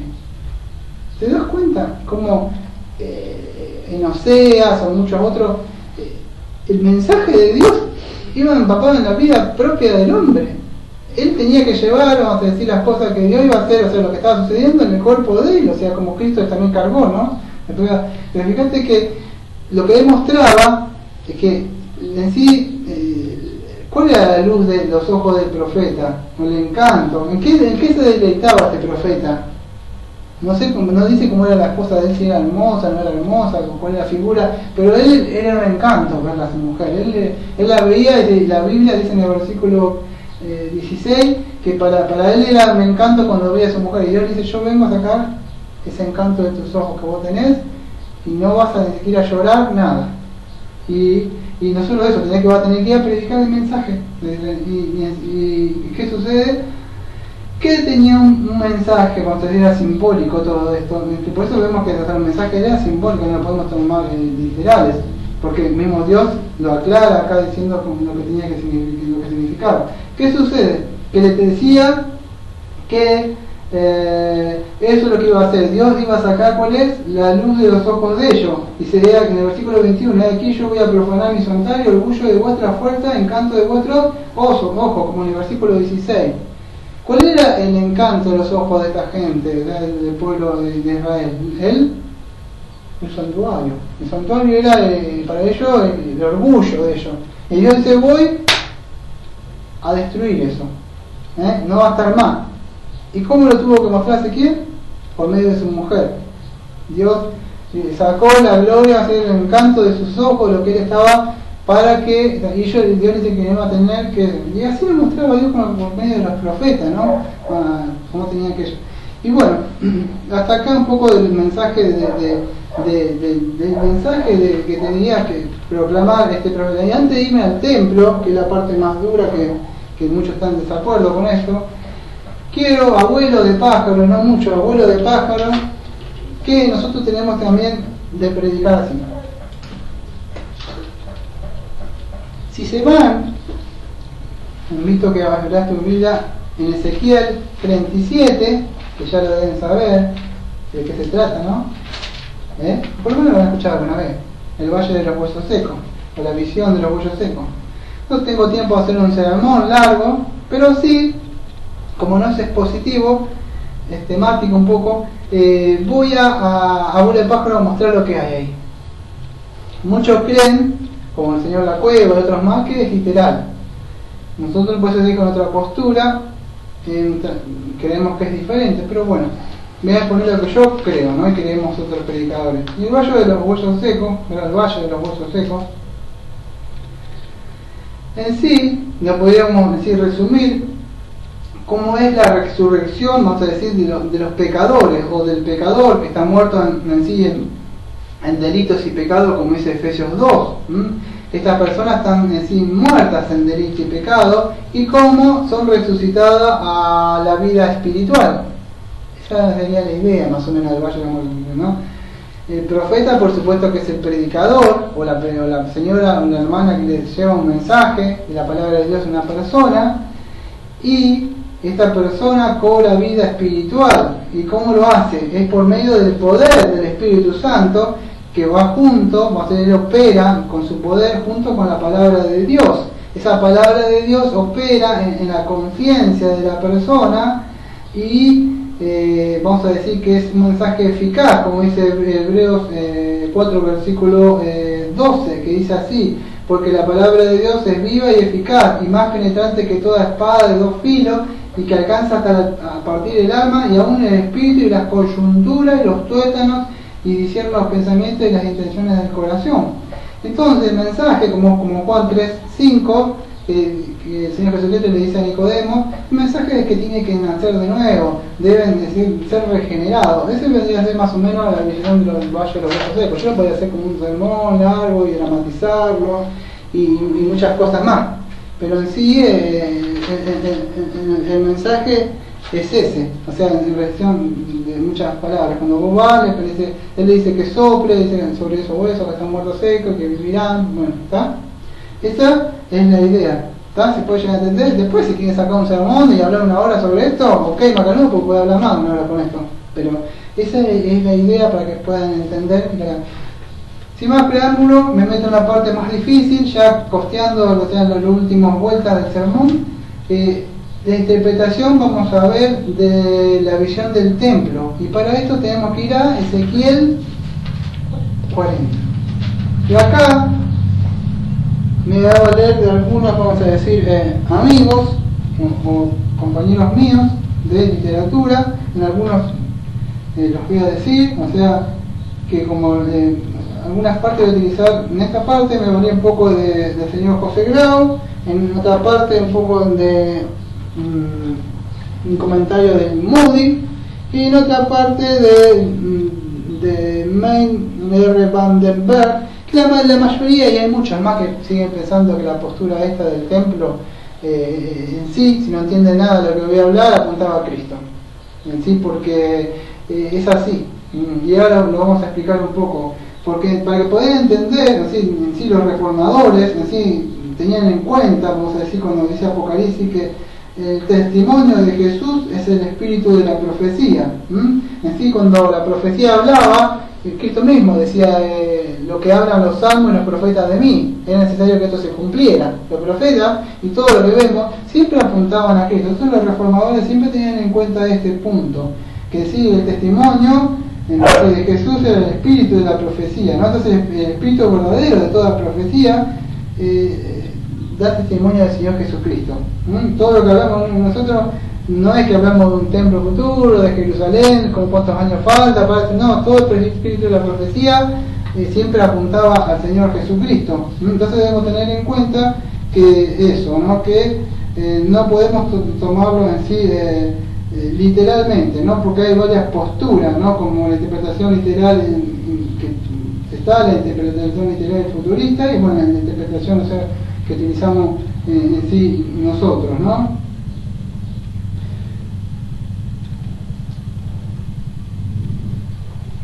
La visión, vamos a decir, del templo de Ezequiel 40, vamos a ver que es sí simbólica y figurada. No sé si han escuchado alguna vez hablar de esto, pero para que me puedan entender, no tengo tiempo de hablar, ni tampoco está en mí defender ninguna postura que creo que yo está errada, pero no voy a atacar como ellos nos atacan. Pero hablan de un futuro templo que ya saben que están los sacerdotes, hasta levitas, que no sé de dónde, porque no sé cómo dicen que son levitas, y que ya están preparados, y que se están, sabían que hay foto incluso que está la mezquita, si usted mira hay un lugar que está baldío ahí, que ahí supuestamente, si usted mira, van una foto que hay ahora actual, hay un lugar donde ya está preparado el templo para que se construya ahí, especialmente para eso. Pero hay unas cuantas problemáticas con eso, porque dice que era en un monte, ¿qué va a ser? Otra, ¿de dónde va a venir el río? En el río, como niño. ¿De dónde va a salir el río por ahí? Entonces, si lo tomás literalmente, hay muchas cosas que no encajan. Cuando ha querido armar esta maqueta, esto, no le salía porque no había algo que no era como el templo de Salomón. Y hay muchas dificultades con este templo por no hablar. Entonces nosotros creemos que esta visión es simbólica y figurada como el libro de Apocalipsis. Entonces no debemos verlo así como si estuviéramos viendo un templo futuro que se va en sí a levantar. Debemos tener en cuenta que esto contradeciría el libro de Hebreos y el libro también de Efesios 2, versículo 11 en adelante, que no tengo tiempo de hablarlo. Pero sí, la analogía de la fe con la que nosotros, vamos a decir, contamos o aplicamos en la palabra de Dios, cuando estudiamos la palabra de Dios, o más conocida como la hermenéutica, nosotros que utilizamos histórica y gramatical, en sí vemos que las escrituras en sí no se van a contradecir a sí mismas, porque la Biblia misma va a hacer su propia interpretación. Ahora voy a explicar todo esto que estoy hablando, ¿no? Que es quizá un poco difícil, pero ya lo vimos en nuestra confesión de fe, esto de la analogía de la fe. Y lamentablemente yo tengo muchos, 2 o 3 libros del Dr. Berkhoff, pero hay un libro de interpretación bíblica que no la tengo porque yo creo que él se está equivocando. Yo, como otros más, creemos que se equivoca en la parte donde él dice que el Antiguo Testamento debe interpretarse a la luz del Nuevo Testamento, pero sabemos que no es así, que el Nuevo Testamento interpreta al Antiguo Testamento. Y otra de los principios de la analogía de la fe es que los textos oscuros se deben interpretar a la luz de lo más claro. Yo no puedo agarrar algo que no entiendo y hacer una doctrina con eso. Si tengo un montón de textos que me aclaran la justificación, cuando habla de la justificación, Santiago parece que dice que por obra, pero Pablo y toda la Biblia habla que no, que es por fe. Entonces un texto oscuro no me puede sacar una doctrina. Es algo, principio que debemos aplicar cuando vamos a tratar de interpretar algo así tan difícil como el templo que vemos acá. Entonces es eso. Y además creemos que ninguna doctrina puede estar basada en tipo o figuras, porque eso solamente servían para ilustrar. y Dios vemos que utilizó símbolos y figuras acá por los profetas, pero eran para ilustrar la verdad que él quería transmitir, pero en una forma clara, ¿no? No olvidemos que él era un sacerdote, y él lo tenía que ver como sacerdote, verlo como templo eso, ¿no? Él no lo podía ver a él, ¿no? Así fue como Dios, como dice el libro de Gálatas, ¿no? Que era en la ley era como un ayo hasta cuando venía Cristo. Bueno, todas esas cosas eran tipologías que apuntaban hasta la venida de Cristo. Pero llegando ya a Cristo, la consumación, ya todas esas cosas quedaron atrás. Entonces ahora lo explica un poco más. En Hechos 7, versículo 44, vamos a ver al profeta Esteban, que él dice que solamente eso era, hablando del templo, que él era, vamos a hacer una cosa, Hechos 7:44, vamos a ver lo que dice él y explico. Hechos 7:44 dice así: nuestros padres tuvieron el tabernáculo del testimonio en el desierto, tal como le había ordenado que lo hiciera aquel que habló Moisés, conforme al modelo que había visto. Esteban decía que era un modelo. Entonces el tabernáculo, vamos a decir el tabernáculo antes de llegar al templo, el tabernáculo era en sí un modelo. Hay un tipo, la palabra en el griego es tupos, que quiere en el griego, ¿no? Quiere decir modelo o un ejemplo, un croquis, algo de eso. En Hebreos 8, versículo 5, dice así: los cuales sirven a lo que es copia y sombra de las cosas celestiales, tal como Moisés fue advertido por Dios cuando estaba a punto de elegir el tabernáculo, pues dice él: mira, haz todas las cosas conforme al modelo que te fue mostrado en el monte. Entonces, ¿qué era todo esto? Era un modelo, era un croquis, un tipo de algo, un ejemplo, ¿no? También en el Hebreos 9, ahí a la vuelta de Hebreos 9, versículo 2, 8, 10 y 11, dice así, Hebreos 9, 2 dice: porque había un tabernáculo preparado en la parte anterior, en el cual estaban el candelabro, la mesa, los panes consagrados. Este se le llama el lugar santo. El 8, 9, 10 y 11 dice así: queriendo el Espíritu Santo dar a entender esto, atento, dice que el Espíritu Santo quiere dar a entender algo. O sea, ¿qué es lo que quiere dar? Nos quiere revelar qué es lo que quería decir eso antes. ¿Se puede entender? Hebreos 9:8. Queriendo el Espíritu Santo dar a entender esto, que el camino al lugar santísimo aún no había sido revelado, en tanto que el primer tabernáculo permanecía en pie, lo cual es un símbolo para el tiempo presente, según el cual se presentan ofrendas y sacrificios que no pueden hacer perfecto en su conciencia al que practica ese culto, puesto que tiene que ver solo con comidas y bebidas y diversas abluciones y ordenanzas para el cuerpo, impuestas hasta el tiempo de reformar las cosas. Pero cuando Cristo apareció como sumo sacerdote de los bienes futuros a través de un mayor y más perfecto tabernáculo, no hecho con mano, es decir, nuestra creación. ¿Hasta cuándo estaba esto? ¿Qué nos quiere transmitir el Espíritu Santo? Era un tipo de eso. Por más que quiera levantar un tabernáculo, ahora no sirve nada porque dice la palabra que eran solamente para comida, eran bebidas y diversas alusiones y ordenanzas para el cuerpo, que no sirven para nada. Que no pueden hacer perfecto su conciencia, no te pueden santificar, no te pueden hacer santo ni justificar. Pero cuando Cristo apareció como sumo sacerdote de los bienes futuros a través de un mayor y más perfecto tabernáculo, que vamos a ver cuál es el perfecto tabernáculo, no hecho con manos, es decir, no de esta creación, era solamente una sombra. Pues no vamos a hacer una maqueta, o yo no soy arquitecto, no tengo la primaria nada. Pero alguien hace una maqueta de algo, hace un croquis, o vos tengo que hacer la comida esta. Esto lleva esto, tanto para mi esposo, a ver con qué lo cocino, sí, toma pasó. ¿Y cómo esta hoja? Ahí dice que tiene, no, ahí tiene la ensalada, y ahí tiene la pizza. ¿A dónde? ¿Qué es esto? ¿Esto es un tipo nada más, un croquis? ¿Qué era la comida? ¿Lo verdadero? Bueno, lo mismo, eso era un tipo. Cuando vos ya tenés algo, esto solamente te sirvió para hacer las cuentas de cuando vas a comprar algo, pero no sirve para lo mismo era esa cosa, era un croquis, no vas a guardar algo porque no sirve. Eso era solamente un tipo, un croquis hasta cuando Cristo iba a venir. Así era una figura, un croquis, ¿no? En hebreo, ya lo cerré, lástima, a ver si lo puedo ir rápido de nuevo. En Hebreos 10, bueno, yo me fui.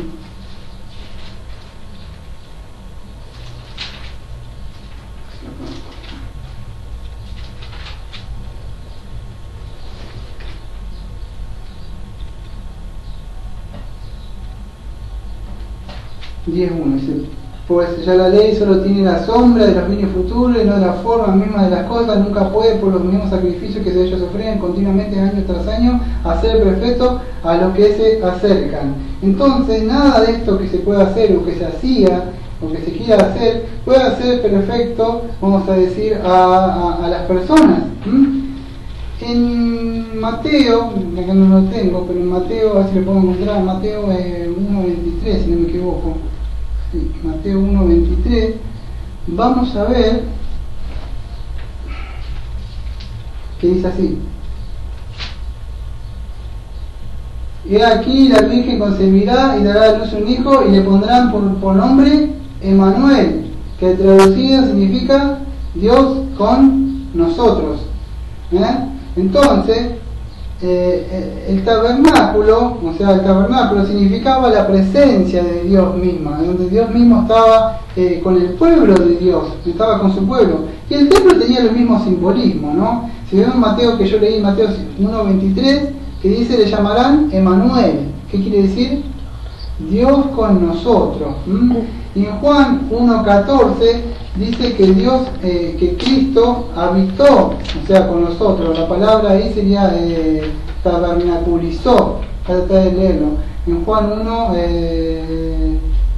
1.14 dije. Juan 1.14. Vamos a ver que Cristo dice que Él tabernaculizó con nosotros. Y el Verbo se hizo carne y habitó entre nosotros y vimos su gloria, la gloria del unigénito del Padre, lleno de gracia y verdad.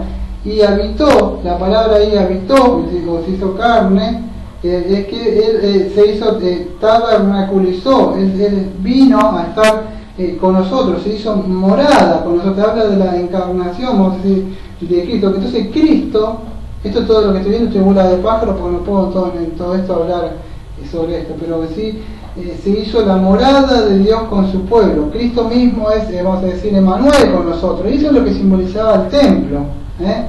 Eso era un símbolo, más de la naturaleza humana del Señor Jesucristo. También en Juan 2.19, cuando le dicen que Él tenía 9 hijos por cuestiones de tiempo, que iban a derrumbar a este templo, yo lo levantaré en 3 días. Y yo, ¿cómo? ¿Tardamos tanto? Cristo no se estaba refiriendo, Cristo estaba refiriendo ¿qué? A su cuerpo. Dice que dice que Él es el templo, que Él iba a ser levantado en 3 días. Entonces, para aquellos que lo quieran buscar, es Juan 2, versículo 19. Entonces, es Cristo mismo, es el templo viviente, ¿no? Entonces, no olvidemos que los profetas, que ya nos vimos con introducción a los profetas, ellos veían así, pero no veían bien las cosas, no lo veían, o sea, bien claro. Entonces, ¿qué sucede? Apuntaba siempre a que los reformadores esto tenían en claro, ¿no? Que el espíritu de la profecía siempre apuntaba al Señor Jesucristo. También vemos que nosotros somos un santuario, que 1 Pedro 2.5 dice que nosotros somos un edificio construido con rocas vivientes. La iglesia misma es también, en 2 Corintios 6.16 también dice que nosotros somos el templo del Dios viviente. En 1 Corintios 3.16 también dice, ¿no sabéis que sois templo de Dios y que el Espíritu de Dios mora con vosotros? Entonces todo esto, vamos a ver, que apuntaba al Señor Jesucristo. Tengo muchos pensamientos, estoy hablando un poco de lo mío, pero tengo pensamientos como el del Señor, o sea, Grau, no sé si leerlo, pero voy a leer algunos pensamientos del Señor Grau, que habla, dice, dice así, algo así: en el conjunto del 48 del 40 al 48 es simbólico y expresa una realidad espiritual, un pueblo redimido, en especial cuando mora Jehová. No puede estar organizado al azar. Bueno, él sigue hablando, dice, Ezequiel está pensando en términos de un templo que es natural. Ezequiel está pensando en términos de un templo, va a ser literal, restaurado. No está viendo Ezequiel sí está viendo algo literal, él lo ve literal así. Pero ¿qué sucede? Está diciendo, explica el pastor Grau diciendo, una ley perfectamente observada y unos sacrificios en pleno funcionamiento del ritual. Pero en la visión del profeta, el tipo o figura se diluye en el cumplimiento, la sombra desaparece ante la realidad, lo terrenal acaba en lo celestial, tanto el presente como el milenio, el Israel de Dios como la iglesia de Dios, la Jerusalén terrenal como la celestial, la ley escrita en tabla de piedra como la escrita en los corazones de los hombres. Y él empieza a nombrar a otros que están de acuerdo con él, como Ellison y Jung, y después muestra otra postura de otros hermanos. Pero en sí, vamos a ver que Cristo cumplió todo esto. Cristo fue el templo. Cristo mismo dijo: el tiempo se ha cumplido, el reino de Dios ha llegado. Entonces vemos que Él se termina todo en sí con Él. Tengo otro pensamiento, ya terminé porque son cortitos, parecen libros grandes pero son cortitos. Que el Señor, vamos a decir, R. Vandenberg, que también es un libro que nos espera, él también habla de que en marcha hacia un nuevo templo, explica, o sea, vendrá un nuevo templo. El abuelo de pájaro, él toca de Ezequiel 40 y él explica que muchos esperan un futuro templo que se levante y que se vea construido, que se vuelva a desempeñar la función de más allá que hacían los sacerdotes ahí adentro.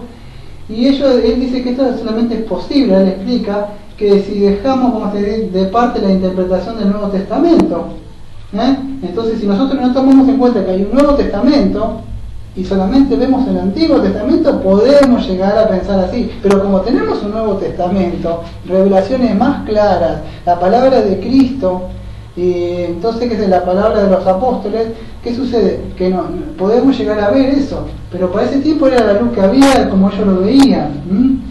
Entonces él explica que también que el Señor Jesucristo, cuando está hablando con la mujer samaritana, él le dejó bien en claro que la función del templo había llegado a su fin. En Juan 4, 21 a 23 dijo que ya no adorarán más acá en este templo, ni allá ni acá, sino que ahora adorarán en espíritu y en verdad.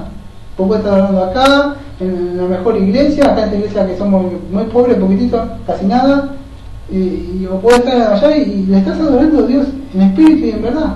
Entonces no hay un templo, no va a servir de nada. ¿Por qué? Porque como yo dije hace un rato, esto va a contradecir la carta de Hebreo, que el libro de Hebreo en sí muestra que en sí culto terrenal ya se terminó, ya está acabado.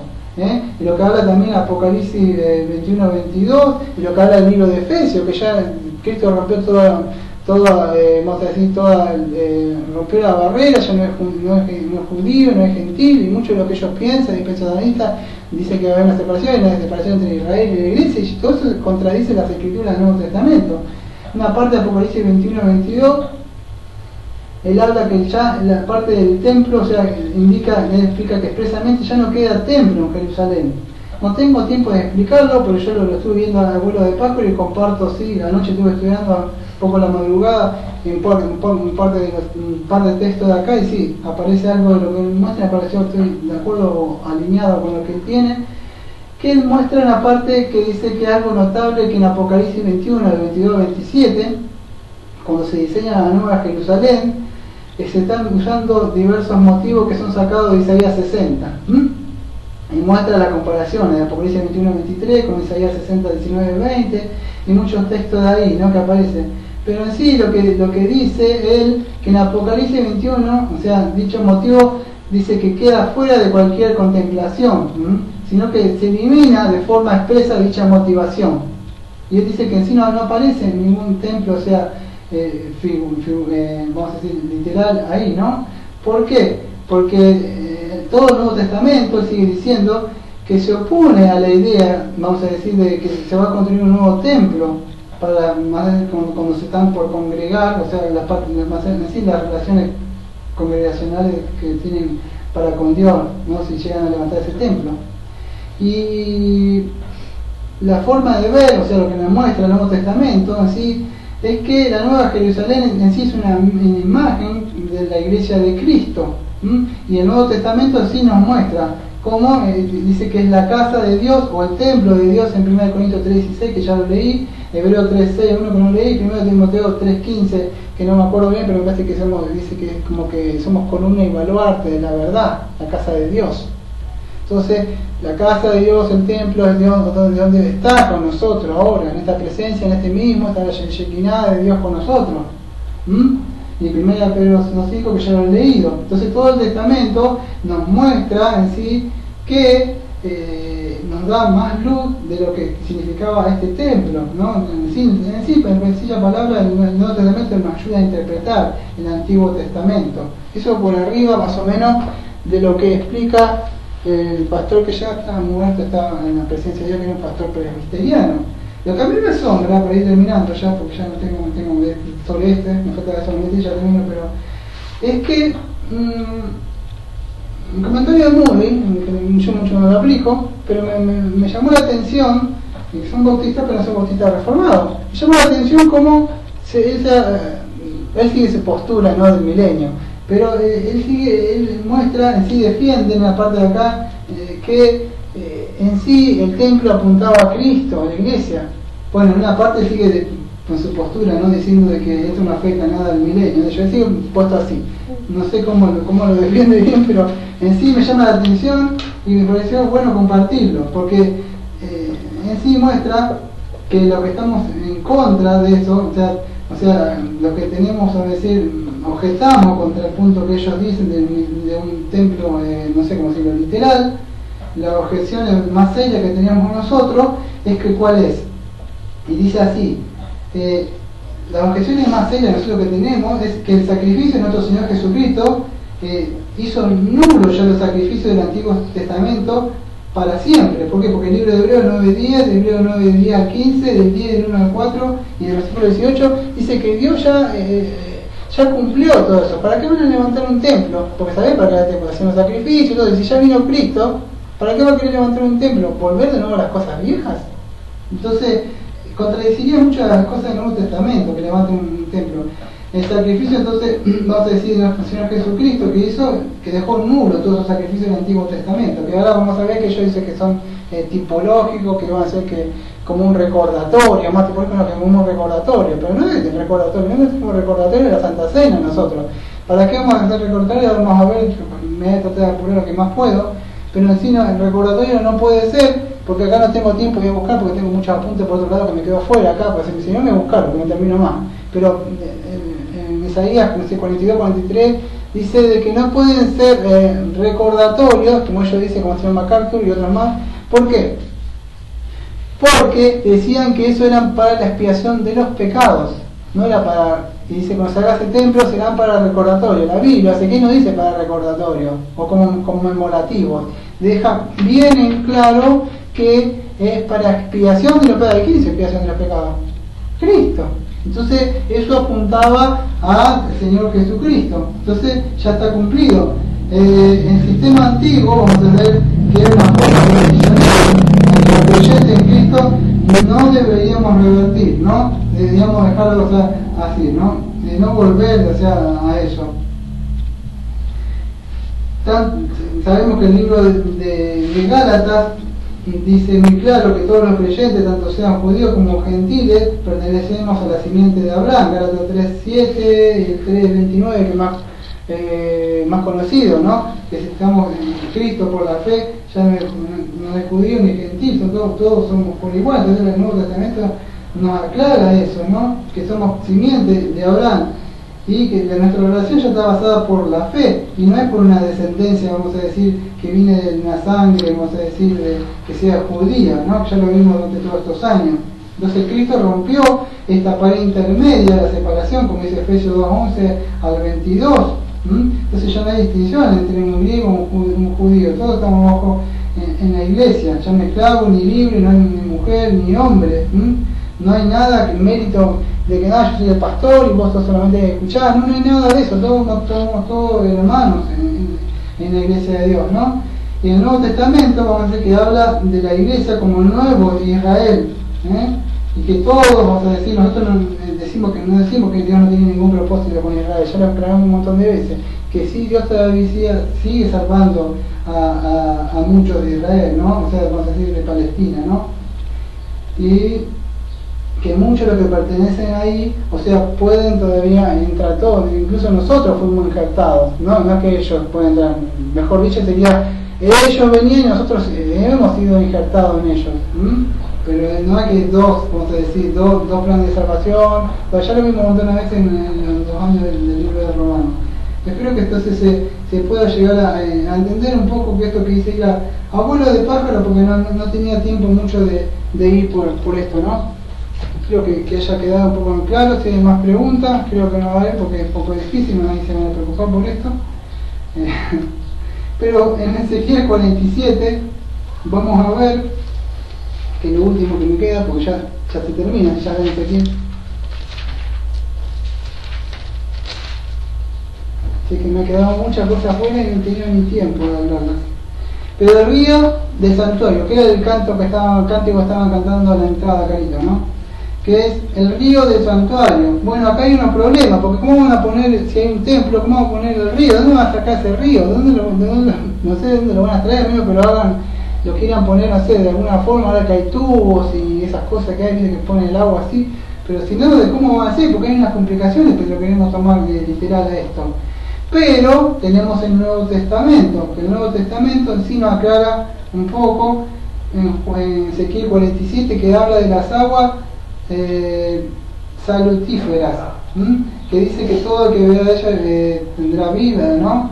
Entonces, si vemos nosotros, yo tengo tiempo de ir a todo Ezequiel 47 porque no haría tiempo, ¿no? Pero en el 2 me sacó por la puerta norte, me hizo la vuelta y por la puerta que da al oriente, aquí las aguas fluían del lado sur.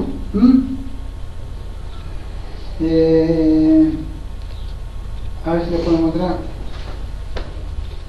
En el 9 sucederá que donde que pase el río, todo ser viviente que en él se mueva vivirá, y habrá muchísimos peces porque en esta agua van allá y las otras son purificadas, así vivirá todo por donde pase el río.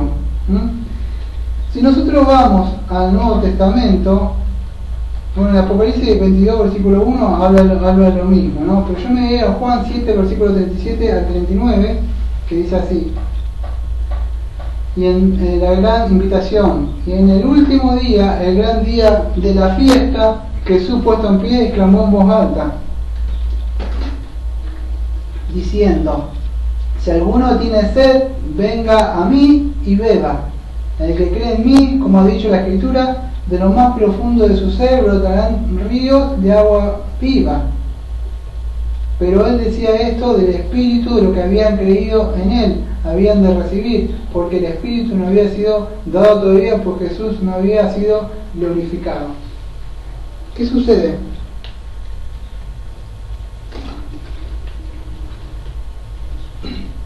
Si Jesús es el templo, y las Escrituras, el profeta dice que del templo, aparte de él, sale el agua viva, y Cristo está diciendo que de él, todo el que está haciendo la invitación, que tiene sed, que venga a él y beba y vivirá, podemos ver que lo que estaba en el Antiguo Testamento está mostrando que ese templo era Cristo, y el agua que salía de él era el Espíritu Santo que fluye con vida, dándole vida y regenerándole a las personas que están muertas en delitos y pecados. Pues toda profecía siempre apunta a Cristo, somos cristocéntricos.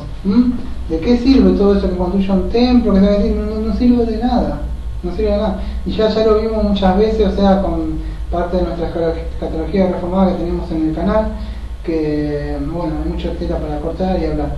Pero en sí apuntaba a eso. ¿Te puedes llegar a entender un poco? Entonces, para ir terminando, el tabernáculo era donde se reunía todo el pueblo, y ahora todo el pueblo, o sea, estamos unidos por medio de Cristo, y es por medio de Cristo que nos podemos acercar a Dios. En el tabernáculo sí estaban las tablas de la ley, estaba guardada ahí. Pero ¿qué sucede? Que Cristo guardó la ley. No sé si saben, estaban guardadas ahí adentro, estaban tapadas. Bueno, pero Cristo mismo, que es el legislador también de la ley, él fue la ley más encarnada, él cumplió la ley, él mismo la ley misma de Dios, y él la cumplió, no vino a abrogarla, sino a cumplir la ley de Dios. Y en el tabernáculo también se hacían los sacrificios, pero Cristo también fue el sumo sacerdote y también fue el sacrificio, o sea, que se hizo, ¿no? En el tabernáculo también se hacía la adoración, pero vemos que ahora nosotros adoramos a Cristo en cualquier lugar, como dice Juan 4, versículo 24, que adoramos en espíritu y en verdad. En el tabernáculo también tiene una puerta, pero Cristo también, yo soy la puerta, por la que podemos entrar. Entonces debemos tener en cuenta que no solo nosotros, sino que muchos padres, o sea, de la fe, o sea, muchos reformadores tenían en cuenta esto, que el testimonio, o sea, de Jesús es el espíritu de la profecía, ¿no? Entonces, si el espíritu de la profecía no es Israel, sino el Señor Jesucristo, y el verdadero espíritu de la profecía, cuando predica cualquier pastor, en sí, lo que está hablando de la profecía, en sí es cuando nosotros estamos dando testimonio de nuestro Señor, amado Señor Jesucristo. Entonces, espero que se pueda llegar a entender. Bueno. Mi idea no fue pelear ni estar hablando mal de otros hermanos, otros pastores, pero sí dejar en claro lo que nosotros creemos como iglesia. Somos iglesia bautista, somos cristianos, somos evangélicos, pero creemos en las doctrinas de la gracia, ¿no? Vamos a orar y vamos a cerrar este punto. Amado Padre, agradecemos porque pudimos ver este libro que es muy complicado, que es el libro de Ezequiel. Por eso necesité de toda esta semana apartarme, estar guiado por su Santo Espíritu, porque dice que el Espíritu mismo fue la que inspiró a los profetas para que ellos pudieran escribir. Así que le agradezco.